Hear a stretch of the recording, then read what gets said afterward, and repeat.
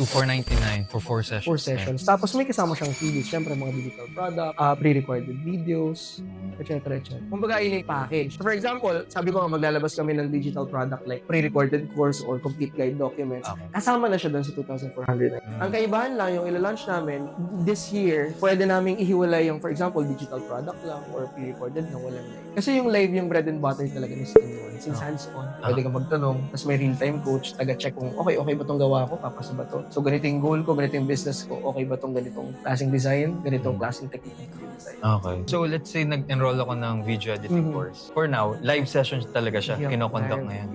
Okay. Kasi yung iba nga pre-recorded na. Parang ngayon, the good thing lang is dahil live siya na kinoconduct nyo every enrollment. So, pag nag-enroll ako, may specific date na nakalagay kung kailan yung session. And then, ilang hours usually yung session? 2 hours. Sumabot kami ng 2 oras. Weekend siya ginagawa. Yeah, weekend.